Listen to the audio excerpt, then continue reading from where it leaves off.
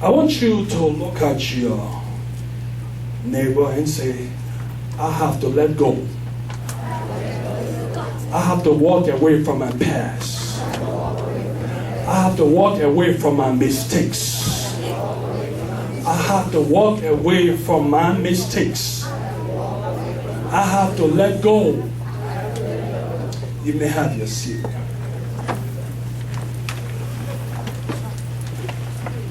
In the story of Abraham, Hagar, and Sarah as well. But one of the things that we must first remember that the choices that we make in life will at times haunt us. If you do not deal with your problems will eventually catch up with you. Many times I know when we make mistakes, the choices that we make, we feel that as though we are exempt and we want to go forward without dealing with what have transpired.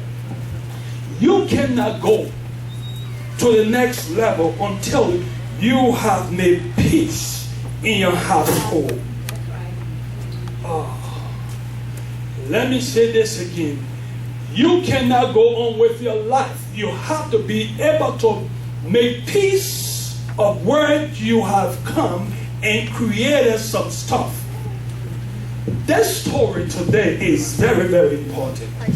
Why is it so important here? Is that Abraham, we realize that they have made errors in their lives.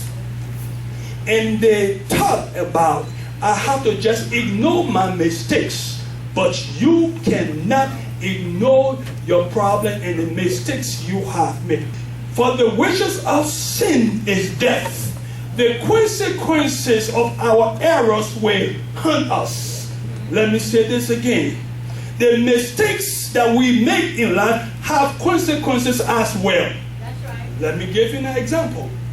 Whenever Abraham here, he had made mistake in his life, and he is having problems trying to detach himself from his problem. He has become so much attached to his problem. Sometimes we make mistakes. We are so attached to our problem because it is difficult. It has to be, in other words, you have to discern that you have made a mistake and resolve to go on to the next level.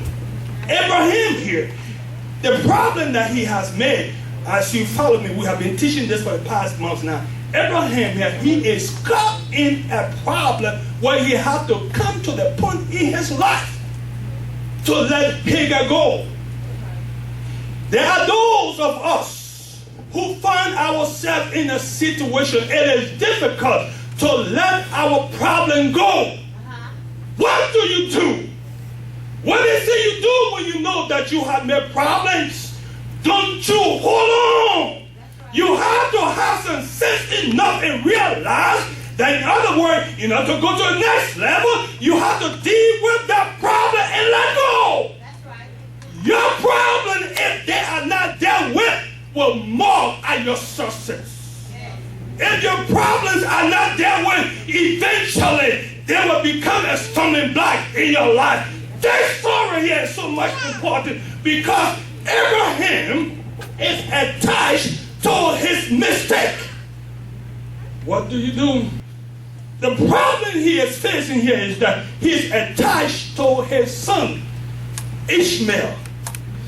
He is attached to the flesh. Ishmael is a man who was born after the flesh. Ishmael is a man who was born when you are not patient enough. You will substitute your blessing for that which will satisfy you on a temporary basis. That's why it is important for us to wait on God. Don't you mix your blessing with Ishmael. Don't you ever, when God said wait on him, you must be able to wait on him. Because if you are not too careful in your life, someone will walk, you will think it is your blessing. And when that individual walk, he or she walk in, you will say, this is what God has promised. No! Operating in the flesh. And that's why when you operate in the flesh, You substitute your blessing for your flesh. Abraham here realizing that he is in the process now of attaching himself to the flesh. So he has problem allowing the flesh to go. What do you do? What do you do? I can see, remember now, at the time when he made those mistakes, Abraham was not yet being blessed with Isaac. When he made those mistakes, he had this, let me fix it up like this. When he messed up, he has already built a relationship with his mistake. When he made that mistake, because when Ishmael was born, it also took more than 10 years before Isaac was born. Now, when that happens, you know it's hard to let go. Many of us, we're in a relationship. We know that's not who God wants us to be with. We know it. But because we have made a mistake, because we have spent some time, because we have spent some months, so it is not difficult for us to turn back and go, what do you do? I have good news for you. But Sarah, thank God for Sarah. Thank God. Somebody had to come in the picture and take the stand. I know that while we were praying for God to bless us, we made a mistake. But you cannot allow that which we have produced to continue living in our household. Let me say it like this. Whenever you see, it takes a man or a woman to be able to walk away from that which you have enjoyed on the temporary basis. It's hard. But Sarah here said, look here, I'm tired. Read the text again. When she saw that Ishmael was mocking her son, I'm not going to pull up with this mess. That's a real woman right there. I ain't going to let nobody come and bullet my children. I ain't going to let nobody come and bullet my son. You have to be able to take the stand. As a parent, it is your responsibility. When you see other folks messing with your kids, you take up your shoes. I'm going to do something about my boy. I'm going to do something, especially when that boy is a miracle child. You protect what God has given you.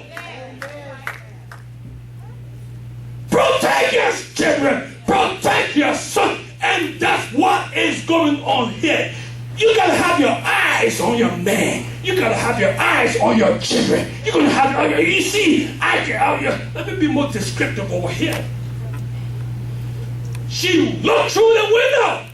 So no. That's a miracle child.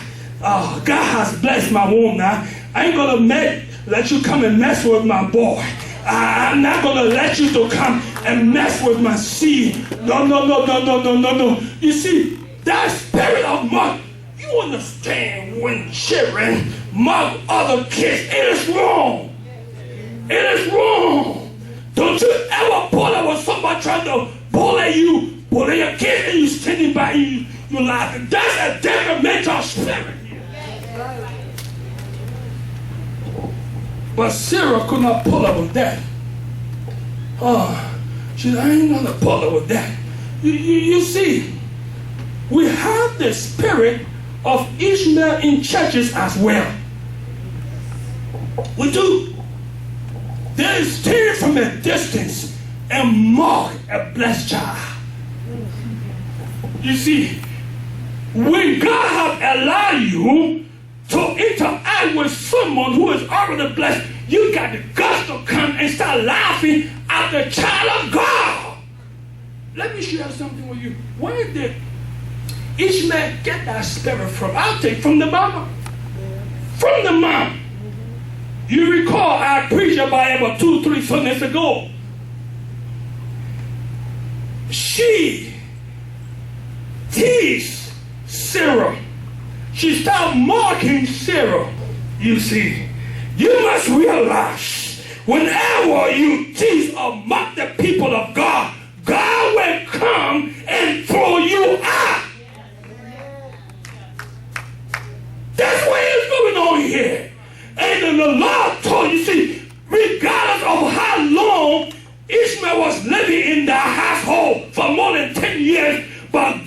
said you got to throw him out. That spirit will not exist with a blessed child. That spirit cannot exist in where I want to bless. You got to be able to take a stand for Jesus. I know it's hard to throw some folks out. It's hard. Oh yeah, it's hard. We even in the ministry, it's hard for to throw some folks out. You cannot come and destroy the house of God. You cannot mock what God has blessed. And that's what Ishmael was doing. Don't you pull up with that mess. Don't you pull up somebody trying to teach you. Don't you pull. You already been blessed. We are through now with the story of Ishmael and Isaac. Ishmael is gone. Is gone. Say goodbye to the word and follow Jesus. Say goodbye to the word. Say goodbye to your flesh. Goodbye to those things that have held you down. Say goodbye to those things that will hinder your progress. Say goodbye. I call on the heaven to intervene on your behalf. I call on Jehovah to intervene. There is no way now. The devil has no grips on your life. In the name of Jesus. In the name of Jesus. The door of the church is open.